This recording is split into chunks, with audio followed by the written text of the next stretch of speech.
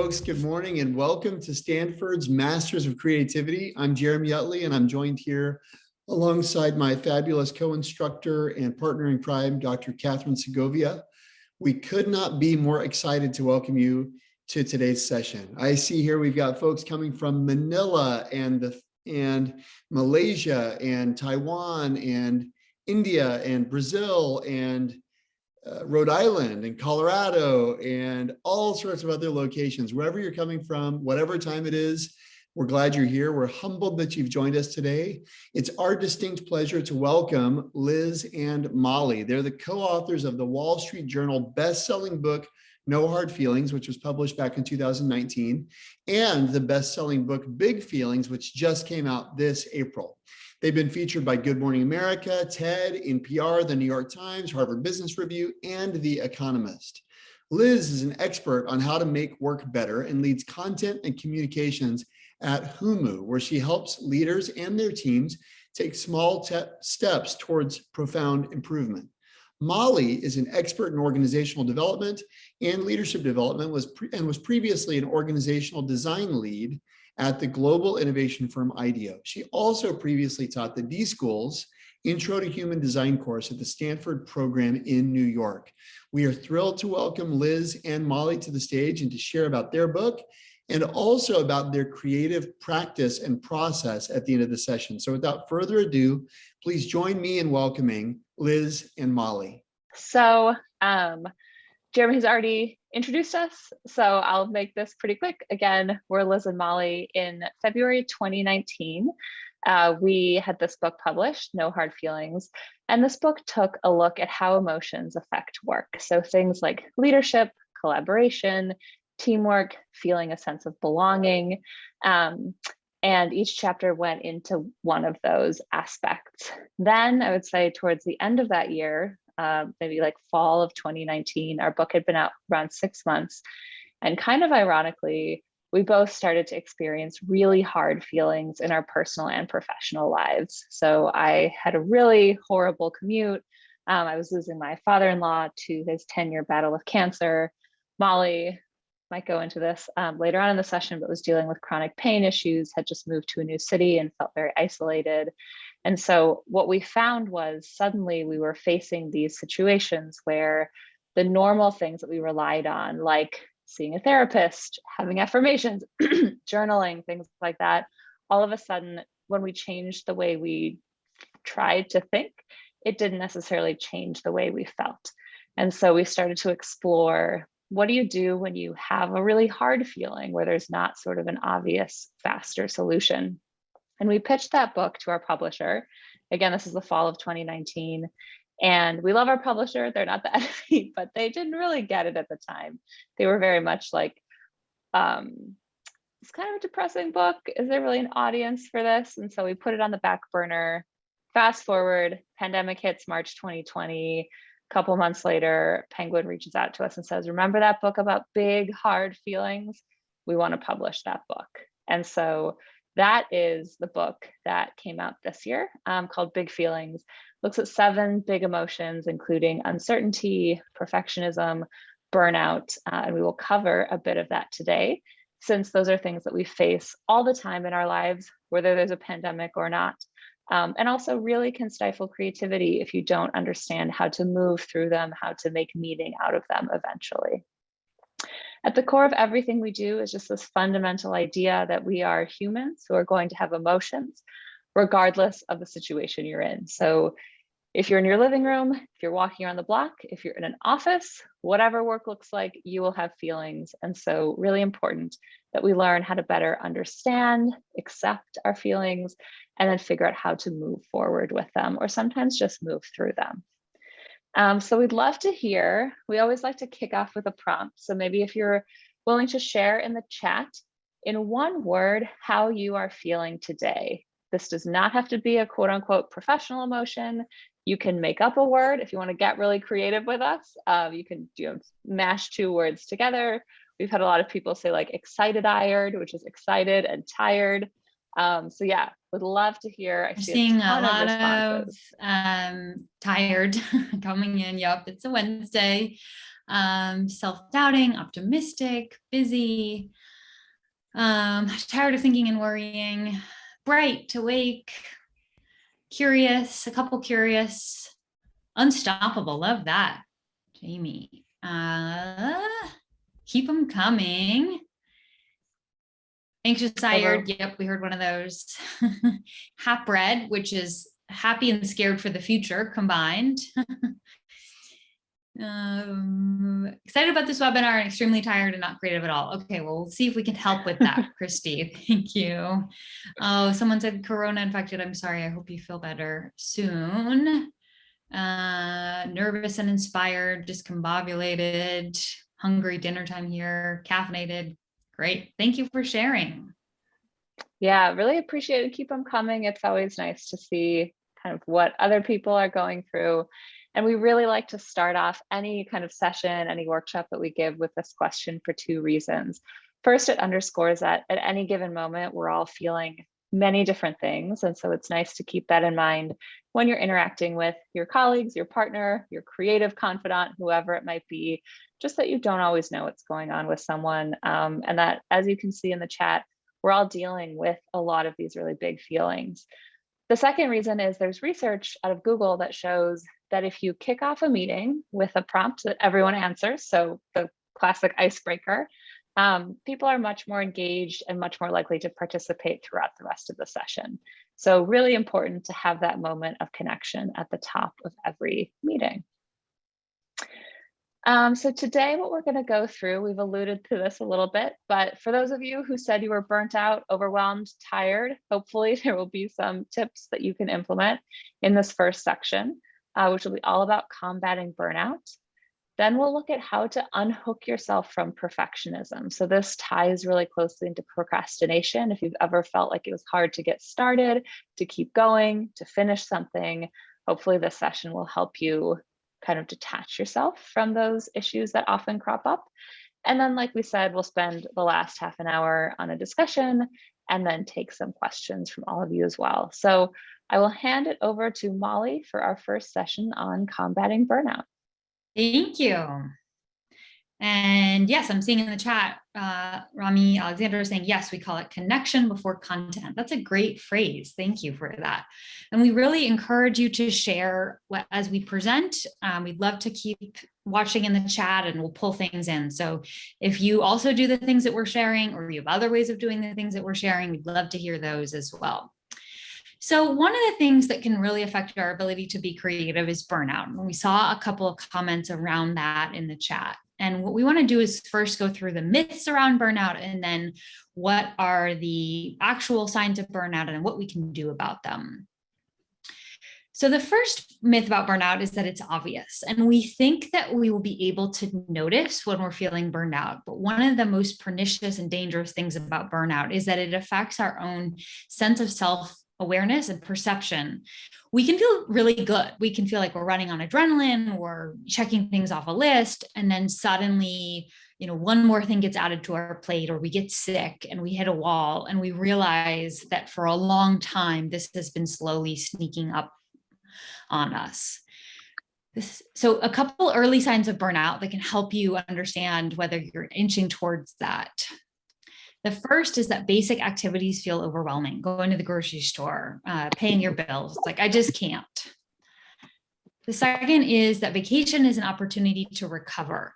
So we feel like, oh, I'm fine. I'll just, work really hard and then I'll have a week off. But we actually don't want vacation to be just an opportunity to recover. We want you to enjoy your vacation.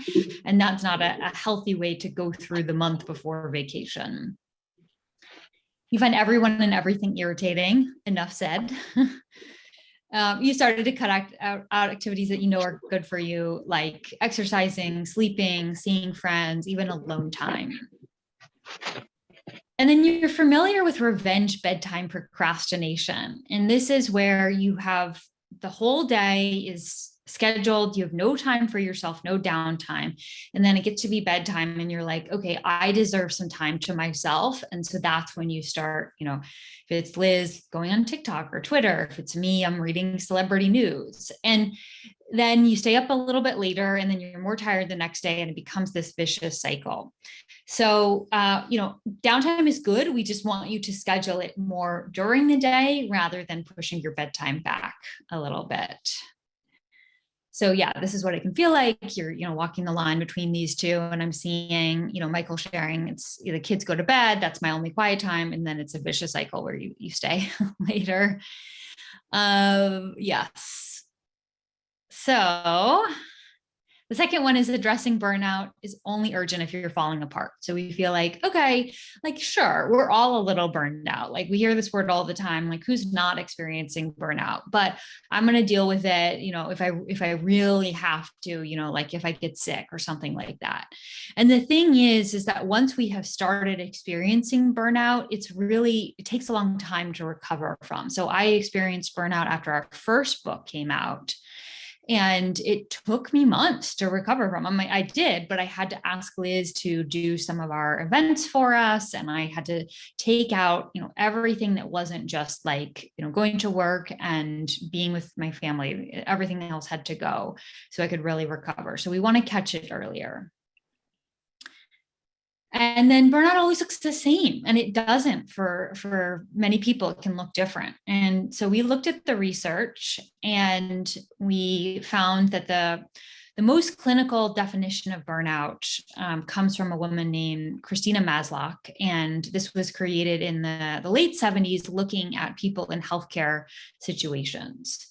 So if you feel the first thing is overextended. So this is what we think about most often when we think about burnout. When we say, oh, I'm feeling burnout, it's I'm feeling overextended. I'm exhausted. I have too much to do. But there's two other pieces of burnout. One is feeling disengaged, which is when you're disconnected from your team or you no longer find your work meaningful. And then the third is ineffective. So your perception is that you aren't doing well or making progress. You may be making progress and doing well, but you feel like you're ineffective. And that's not a great place to be in. And to go back to disengaged, we saw this come up a lot during the pandemic where people just felt really disconnected from their team. And so that led to a different kind of burnout rather than being overextended. And the clinical definition of burnout is you're experiencing all three of the above. Now, Liz and I like to say, if you're feeling extreme overextension and, really exhausted, sure, can you say that's burnout? Absolutely. But this is, according to the clinical definition, it's all three of these things leads to burned out. So go to the next slide. We will jump into tips for combating burnout. The other thing that I'll share is we do have an assessment on our website where most people, when we go through this, they're like, oh, I know exactly which one or ones of these I am. But we do have an assessment on our website, and I'll put it in the chat here. And you can take this assessment if you are interested to see, according to the clinical definition, where you show up or where your team members show up if you want to take it with them.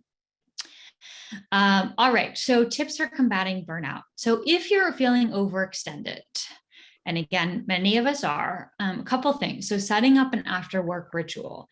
The power of rituals is huge. So you actually don't have to believe in the power of rituals or have a specific ritual to benefit from it. So we hear a lot of people be like, yeah, I don't believe in that. And the research is even if you don't believe in it, if you do it, it will be helpful to you. So it doesn't matter what it is. Many people have a glass of wine, go for a walk, play with their kids or pets. The thing is that you do it at the same time or same-ish time every day. Cal Newport, who is the author of the book Deep Work, who's a close friend of ours, he has a ritual when he shuts down his laptop. He says out loud, schedule shut down complete. And it's a made up phrase, but it helps his brain turn off.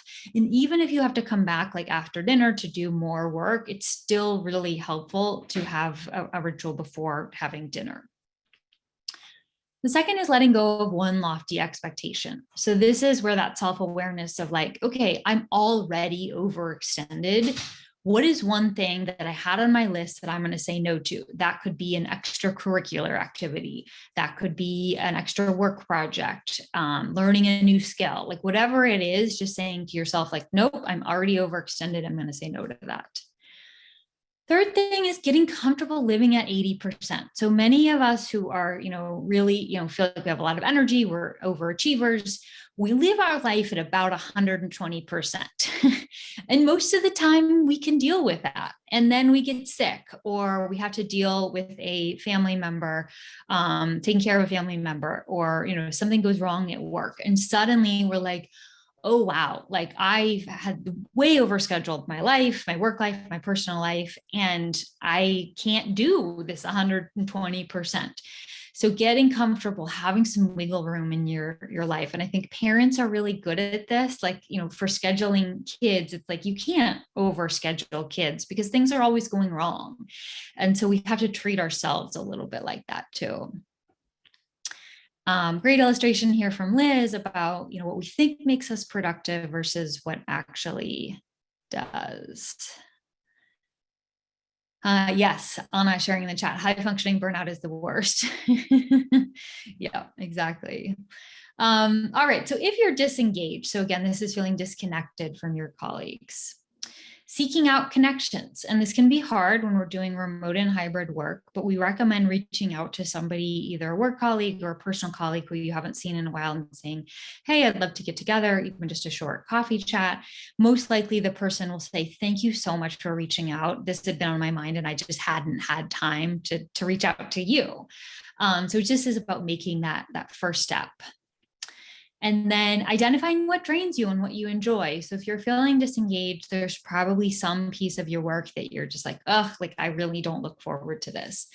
And that is true. I'm sure we all have parts of our work that drains us. And so instead of saying, okay, I need to quit my job, I mean, maybe you do, but, saying, okay, what is it that drains me? And for me, it's usually like going through email and doing, rote data entry pieces of that. And so what I've started doing is doing that in the afternoon, because that's when I'm already feeling somewhat drained or lower energy. And so I try to give the best parts of my day to, being with other people or working on heads down projects.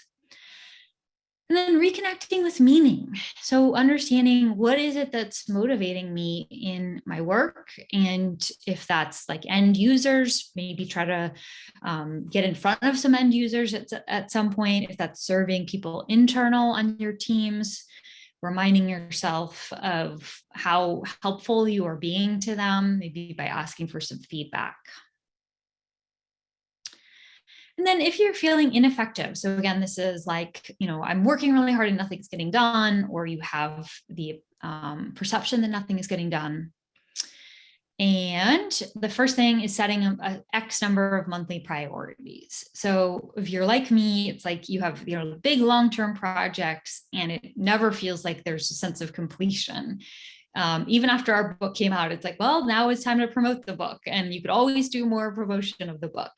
And so saying to yourself, what will I feel good about if I accomplish this month? And then recognizing that, okay, great, it's the end of the month. I accomplished some of these big things, and pausing around that. Learning something new. So as adults, one of the things that we forget about is that learning is actually a huge motivator. And if we're not learning, we can feel really ineffective. So finding ways to learn new things. We could suggest a skill share with someone else who we work with. Hey, I'd love to learn Adobe Photoshop, and I'll teach you, this other software program that I know. And it can also be outside of a work context. And then looking back at how far you have come. So this is one of my favorite Liz illustrations. I think this is absolutely what it can feel like, especially week to week, where you're like, okay, I'm just doing another week, going in circles. But actually you are making slow progress, and it's just hard to see it. And I want to go to some of the chats that have come up here. Robert, why 5 months? Yeah, it's just 5 a month, and that's just a random number. You could say, okay, here's 3 things that I want to cover in a month. Disengagement can also come from mismatched values. Absolutely, working in organizations where you don't feel a value alignment of that. And then for Mary, I think it's good to match it with lofty goals. And instead of making a drastic 10% reduction, which works for some, like I make a 1 to 5% reduction. Yep. Sophie, in the last 3 days, I did a lot of cleaning and reorganizing the house, feeling much more relaxed and a less cluttered home. Yes, our environments can really make a big difference. And then if you're feeling completely burned out, so making time for garbage time. We love this phrase, and some people like to use the word downtime or recovery time. So this comes from Brene Brown, who we love, and she's an author. And when she was working on her most recent book, which came out this spring, she was really behind on her writing deadlines for the book. And so she had her husband take the kids away for a weekend. And she was like, okay, this is my weekend alone. I'm going to get a lot of writing done. And then her husband came back and he said, how did it go? And she said, well, I watched 47 episodes of Law and Order. And he was like, okay, well, that wasn't really why I took the kids away. Like, why didn't you get more writing done? But then on Thursday, so of the following week, she sat down and she was able to just write a full draft of a chapter. Like, it just flowed out of her. And what she realized was she needed that downtime, that like recovery time. And it doesn't, a lot of times we judge ourselves for what we do during that time. And that's why we like to share this story, is like, it doesn't matter what you do, like whatever brings you enjoyment, we shouldn't judge ourselves for that. So whether that's watching Law and Order or, like I said earlier, reading celebrity news, like we need some veg out time. And then detaching your worth from what you do is really important. So oftentimes when we're burned out, we're in this very black and white mindset of like, well, this is my identity, is being good at work and doing all the things that no one else is doing. Like I have been there and I'm like, well, if I'm not doing it, it's not going to get done. So like, I have to do this. And that is a big piece of our self-worth, is like, you're the person who gets things done and works really hard. And that can be helpful. There's parts of that are like, yes, that does make you a good employee, but it doesn't make you a good employee when you are completely burned out and you have to take time off work, or you have to quit the job because you're like, I can't do this. And so detaching your worth from what you do and saying, it's okay if I didn't, I have this happen all the time on Friday afternoon where I'm like, well, I didn't get everything done that I wanted to this weekend. And I used to be like, okay, well, that means that I have to, work through the weekend because I didn't get this thing done. And that's part of my identity, is getting things done, and letting that go and saying, actually, it's okay. I am also, a wife, and I do other things outside of work, and detaching that a little bit.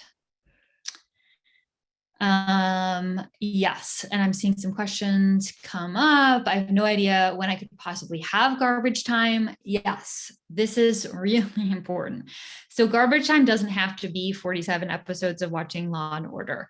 One thing that I have tried to do is, like, in my kitchen, leaving out like a magazine or something like that, or a book or something on the kitchen table. So when I walk in between, the kitchen in between meetings, I'm a reminder to be like, okay, don't just, go into doing more emails, but sit and pause for 5 minutes and do something that's going to disengage from work. For many people, this is meditation or taking a walk.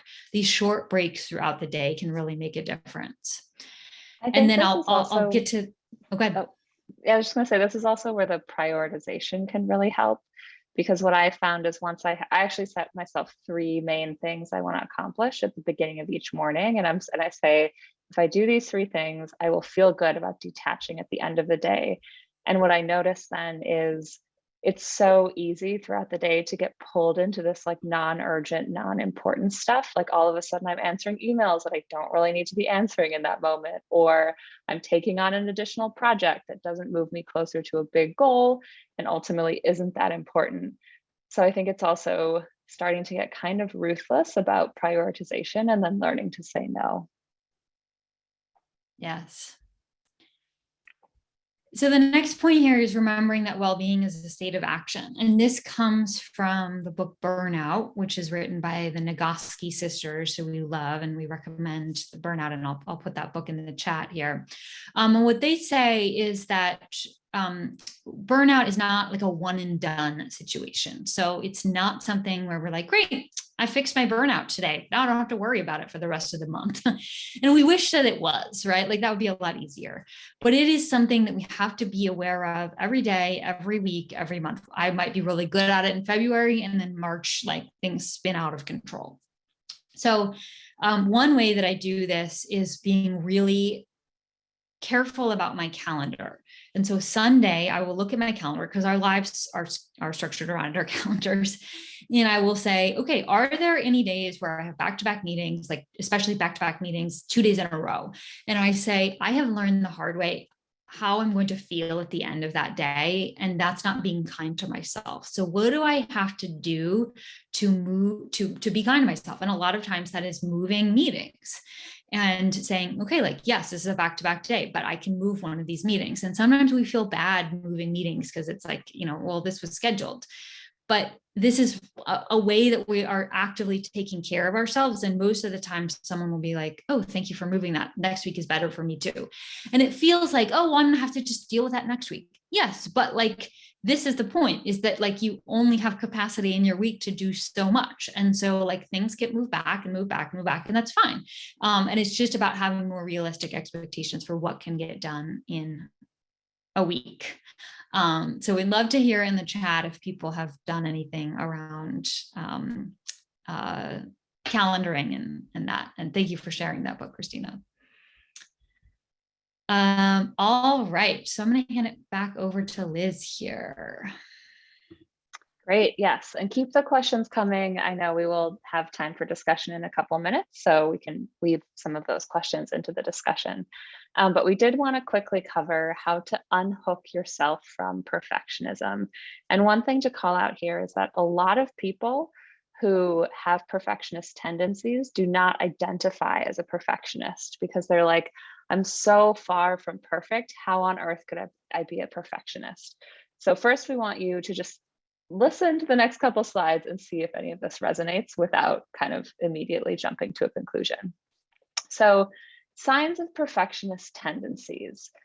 You're unable to shut off and you can't stop creating mental checklists. So this is, I saw a comment in the chat where it's just like, I have to do every single thing on my to-do list.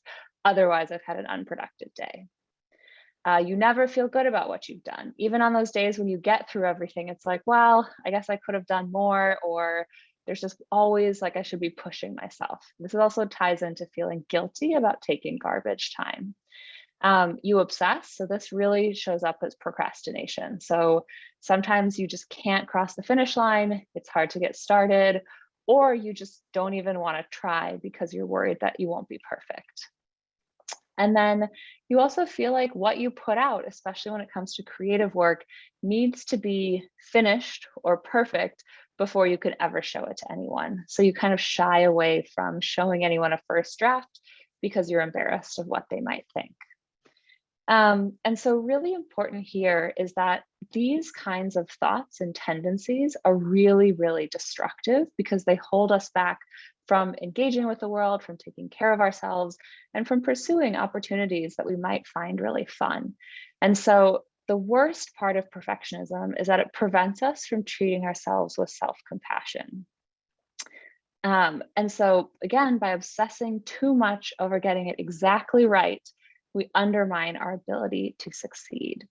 And so the big distinction here that I want to draw, because sometimes Mollie and I get the question of like, well, I consider myself a high achiever.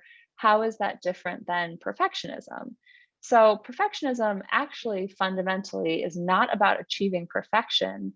It's about frantically trying to avoid failure. So the difference that the example we give is, it's like if you aim for 100% on a test and you get a 94% and you say to yourself, that's an A, that's pretty good. I'm going to look at the questions I got wrong, remember that for next time, and move on. But generally, that was a good showing. That's high achiever.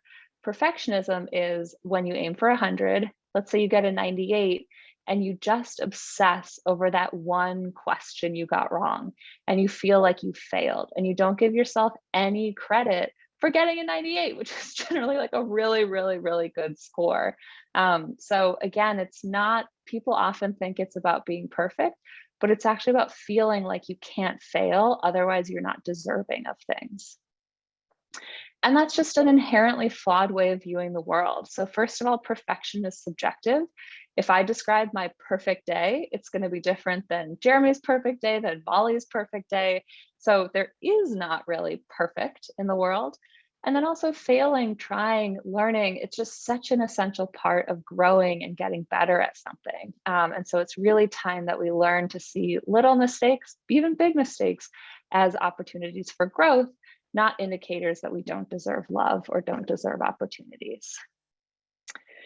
So a couple questions to ask yourself if these are things that resonate with you. And the first is, where did I learn to set this expectation that I need to be perfect to participate, that I need to be perfect to be loved? And what do I want or need free of those expectations? So this is actually really valuable when you think about your career path of, growing up, my parents are immigrants, and I very much operated under this, like, I can be a lawyer, I can be a banker, or I can be a doctor. Those are the career paths. And it wasn't until I was in my mid-20s that I stepped back and thought, well, if I just put that expectation aside, what do I like to do? What do I want to do? And that's when I really started to carve out like a meaningful, sustainable career path for myself. What is my perfectionism trying to protect me from? So are you afraid of not being loved? Are you afraid of not getting an opportunity? Starting to grapple with that can help you take steps to say, like, okay, if I try and I don't get the job, if I try and whatever doesn't happen, that's actually not that bad and I'll still be okay. And that can help you move forward. And then if I meet this expectation, will I actually be protected from what I fear? And the answer is usually no. So we say, like, if I get 100% on this test, will I be worthy of love? And the answer is, like, actually the 100% on the test isn't the thing that's going to suddenly transform your whole life and make you feel confident. And so it needs to come from somewhere else. So a couple questions, again, just to kind of ground yourself and help you move away from some of these self-destructive thoughts that perfectionists or people with perfectionist tendencies usually have banging around in their brains. And so again, it comes back to this, I think, fundamental piece of creativity that often we have these assumptions and expectations around the world that we never bother to question or explore. And actually, once we do, they kind of fall apart. And we see that, like, things can be a little more gray or malleable than we initially thought. So this is our last slide. So if there's questions, start getting those ready for the discussion piece, but a couple additional tips here. So as I said, perfectionism is really about avoiding failure. And so one of the pieces of advice psychologists give is replace an avoidance goal with an approach goal. So an avoidance goal, let's say that you have to give a presentation at work. Avoidance goal is, I don't want to look dumb when I give this presentation. I don't want to mess up. I don't want this to be an embarrassing thing for me. And that's just not an exciting goal. If you achieve that, what have you achieved? You didn't make a mistake. Like, that's just not fundamentally that motivational or inspiring. So setting that aside and instead taking an approach goal, which is, what if I just use this opportunity to showcase everything I've learned, to put my best foot forward, to really blow these people away with how much work I've put into this, with how much I've learned, with, again, how exciting everything I'm working on is. And that's really fun. It suddenly transforms this project from this huge burden where you're focused on failure to something that you see as this cool opportunity. And it seems like a simple mindset shift, but it really can help you reduce anxiety and sort of start to switch into excitement. Recognizing when good enough is good enough. So one of my favorite tips that we got as we were interviewing people for Big Feelings, our latest book, was turn something in or ask people for advice when it's about 80% done. Because usually, especially if you have perfectionist tendencies, 80% is pretty good. And that's actually when you're more open to feedback. So if you think something is done, that's when feedback starts to really feel like criticism. You're so attached to this final product that you're unwilling to make changes. And then the last one here is, remember that if something is worth doing at 100%, it's almost always worth doing at 20%. So if you say to yourself, like, to be in shape, I need to run 5 miles today, and you're really tired, running 1 mile, it's still good. It's not like a failure. It's like you're just, you need a day off. You need a day for like more of a recovery run, whatever that might look like. We put so much pressure on ourselves to do the thing fully and intentionally. You know what? I'm going to lift a couple weights today. You know what? I'm going to work on this for 15 minutes and make a little progress. I don't need to finish the whole thing today. So keeping that in mind can also be really, really valuable. And that's the presentation section. So I will stop sharing my slides and we can move into discussion. This is awesome. I just want to say thanks so much for your thoughtful and vulnerable approach to this. As we often talk about at MOC, we're all really interested in the practical application of creative mindsets. And you all have done an incredible job of illustrating some of the blocks that get in the way. What I'd love to hear more about, maybe we could start with this topic of inspiration. You mentioned how shortly after your first book, a couple of personal challenges that you both were wrestling through led you to believe there was another book to be written, which is an example of being inspired from your personal life. Would you mind to tell us about how you think about or how you seek out inspiration on a regular basis to fuel your creative practice? I think it's a word that doesn't really even appear on a lot of people's radars because they hear inspiration and they think those cheesy posters in corporate hallways that say teamwork, or it's like a fish swimming into a grizzly bear's mouth and it says courage, right? That's not what designers mean by inspiration. So I'd love to hear, how do you all think about it? How do you seek it out, etc.? Yeah, I can. Oh, go ahead, Molly. You go. I was going to say sort of two things that come to mind.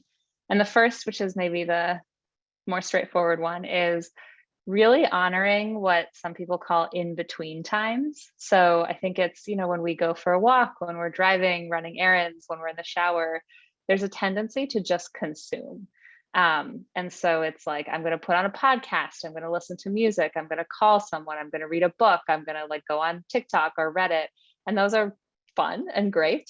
But I think we lose then these moments when our brains can wander, when there's silence. And that's when we sometimes stumble upon oh, I remember this thing happened and I saw this cool piece of art and my brain is mashing it together to inspire me. And I think we just need more in between quiet downtime. So just carving out silence for yourself and not immediately going to consumption, but allowing yourself space to create. And then the second one is, I think it's trying to see some of the harder, I think Molly and I don't want to speak for Molly, but I think when we've gone through harder things in our lives, seeing it as inspiration of what can we learn from this and how can we turn this into a meaningful thing by sharing with others and hopefully getting, I think when you're vulnerable, I've always been amazed at the vulnerability that you get in return. And that sort of builds on this, you try something and then someone shares something with you and then that leads to further inspiration. I'll turn it over to Molly now. That's great. Thank you. I think for me, a lot of my inspiration comes from reading. So Liz and I, Liz is the illustrator of our books. And so a lot of her inspiration is visual in terms of what she's then trying to direct that inspiration towards.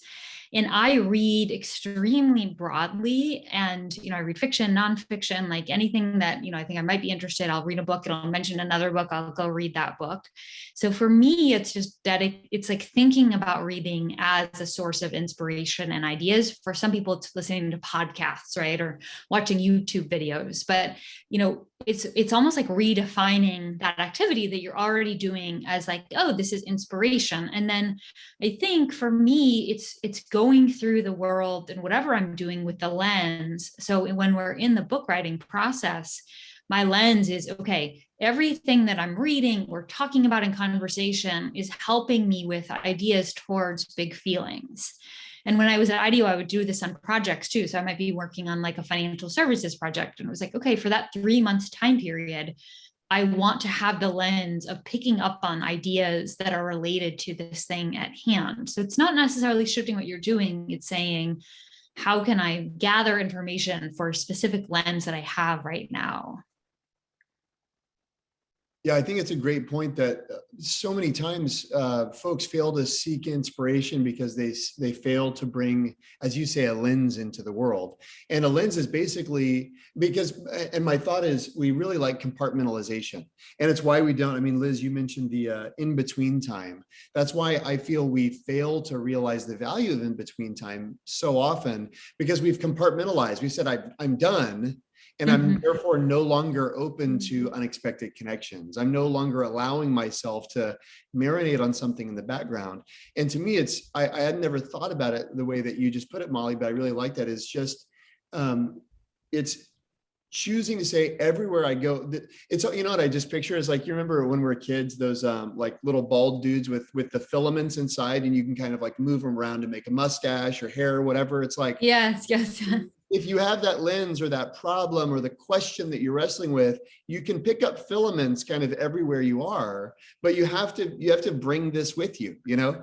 Like we, in some of our programs at Stanford, we will have folks, if they've got a problem statement, we'll have them take a photo of it and then go on a walk. But in a way, it's almost like putting the piece of lead or magnet or whatever it is on the surface. And then on the walk, you're just picking up little hairs that you can turn into a mustache or whatever. It's a totally random analogy, but that's no, it's a very visual one. I like that. And I think, yeah, as you said, the barriers are either we just say, okay, I'm done. So I'm going to stop thinking about anything related to work unless I'm in front of my desk, or we have too many of those things too. Like we have too many questions. And so that's what's nice is like, well, what's my main question for inspiration for this month or whatever it is?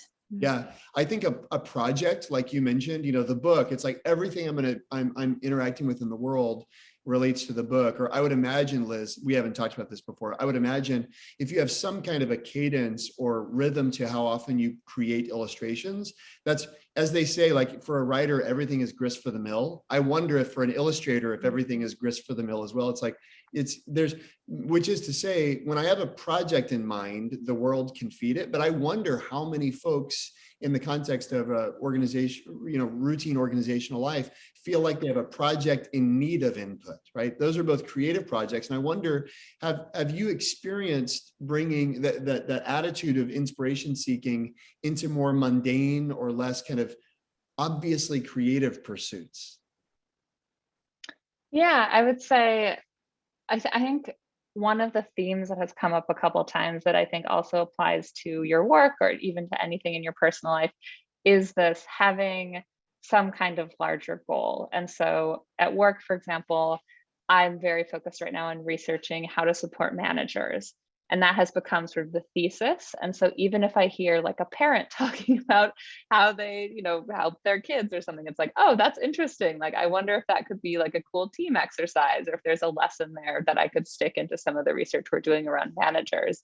So I think it's having a focus really, really helps make it easy to do what Molly is recommending as well. And, you know, I think that if you think about, I don't know if this is more mundane, but if you're like redecorating your living room, or you just have a goal for yourself of like, I want to be more organized, then you start to, it's one of those things too, where I can't, there's a term for this where it's once you learn a word, you see that word everywhere. It's like suddenly it feels like the world is just throwing this word at you. And I think the same happens when it's like, here's this goal, you now have this lens, and suddenly everything that's coming at you, you're like, oh, that's interesting. I'm now seeing it through achieving this milestone that I've set for myself, or this thesis that I'm working towards in my job and my personal life, whatever it might be.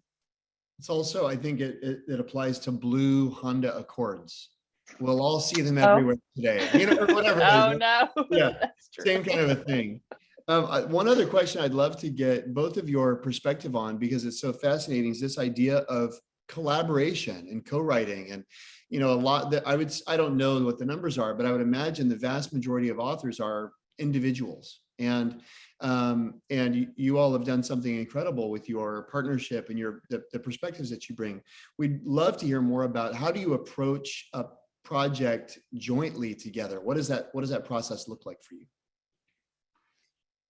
We have really tried to figure this out. And I say we're better at it in the second book than we were in the first book, for sure. But we start with an outline, and we each take a stab at writing the outline and then create a combined outline. And then once we know the chapters and a little bit about what's going into the chapters, we also start a research document. And so we keep track over the sort of 6 to 9 months before we actually start writing, and then through the writing process. And again, to go back, so like, once we know the 7 chapters, we're taking that lens. So anything that I'm reading about anger or regret, I go and I dump in that research document, just like a link. And so we have that ready when we want to start writing the outline. We have a bunch of links and ideas and quotes and all of that. And then we split up chapters. So Liz will take one chapter, I'll take another, and then we'll each write a detailed outline for the chapter, and then we'll switch and give comments on the outline, and then we'll each start writing that chapter. And the really nice thing about collaborating with someone else is when you get stuck in writing, you can just send it, I think about it like passing it over the wall to Liz. And I'm like, I just have been looking at this for way too long. Can you, get in here and start writing? So we can get, I think, a lot further than, other people who are writing individually, where they maybe would have to go to their editor in between. And then eventually, we just go back and forth for so long that I'm not able to say, oh, that was my sentence or that was Liz's sentence, other than the personal stories that we tell. Like at the end, it's both of our writing. And Liz can share a little bit more about like how we've thought about dealing with our strengths and weaknesses in terms of our writing styles. Yeah, I think what's funny is that when Mollie and we're very similar, but one of the differences is, I think, what stage of the writing process we prefer. And when we were writing our first book, that sometimes it was frustrating because it was like, this person is working differently than I would work. I don't like that. So you give Mollie a blank page and she can fill it. Like she just like will write and write and write and has all these ideas. And I much, much prefer to edit. So a blank page, it's just like, I'm like, oh my God, what am I gonna put on this blank page? But then if you give me 10,000 words, I love kind of getting in there and like I'm a little lawn mower, I just come and I like to mow the lawn and make it look really nice.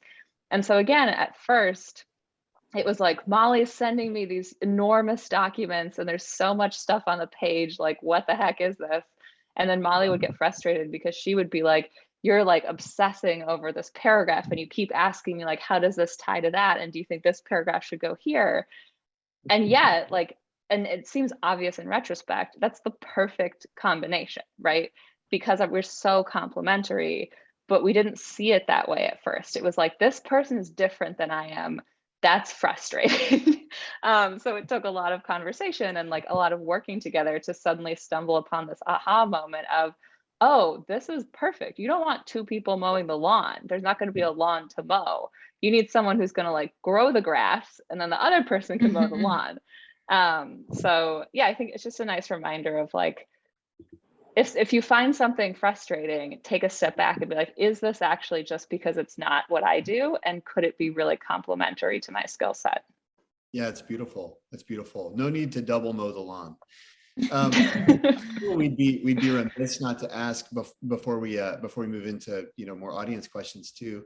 Liz, tell us about your illustration process. What is, or maybe even take us through an illustration you're working on now or one you've done recently. But what is the process by which? How do you get the idea for it? How do you refine it? When do you share it with Mollie or with other collaborators? Or how does that work? Yeah, so I have a notebook. I have a notebook where I just like will write down anything someone says that sparks something or that like really resonates with me. So one recently was someone was talking about people pleasing, and I think the specific thing they said was they said something around I so badly want everyone to like me, but I don't like everyone. So that's a weird relationship where I want the whole world to really like me. And I don't really actually care about like spending time with the whole world. And so I had this, it was like, okay, there's some kind of ratio thing here. I didn't have time to think about it. So I just wrote that in a notebook. And then I actually have really set times on the weekends. I'll usually spend like 2 hours each morning. I also love to do this. So it's not, I don't see it as a burden or as work, and go through all these little snippets that are usually written. And then I have just a whole like Google Drive of different visuals. So Venn diagrams, staircases, the Mona Lisa, stop signs, things that it's easy to connect with. And I'll just start to think like, okay, here's the concept, here are the words. Which of these visuals is the best way to represent that? And I'll kind of play around with different things. So let me dig up what that illustration ended up being. It's so cool. Love it. I love the mashup activity, right? It's really cool. Yes. Yeah. Give me a sec. Okay, here it is. I'll paste this in the chat. So then this is sort of that concept ended up being, I was like, I need kind of like a big people we try to please, people we can actually please, people we should focus on pleasing. Then there was something around like, you also need to care about pleasing yourself. So that was kind of the evolution of that specific illustration. So thank you. Well, there's so many great questions that came up, and I wish feel free to email us, Liz, if you can put our email in the chat too with anything else. And I'm just scrolling back up here. There were some ones, there was a lot of questions around how to detach your worth from your work. So I just want to go back to that one. And a couple of people shared in the chat, therapy can be helpful for this. Absolutely, therapy can be helpful for this. And we say this in the book that a lot of these big feelings are definitely helped by working through it in some sort of a professional setting. And there's no like easy fix for how to detach your worth from your work. A couple of things I think that come up is it's just having some role models for this. So we can be so narrow focused of like, okay, well, I'm just in my work and everyone else is working really hard and I'm only surrounding myself with other people who are working really hard and trying to find people. So, for me, my sister is a great example.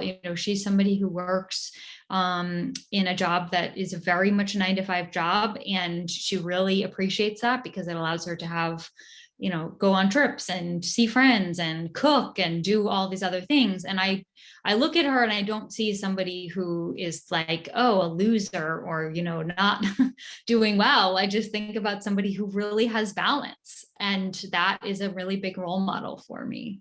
Anything else you'd add to that, Liz?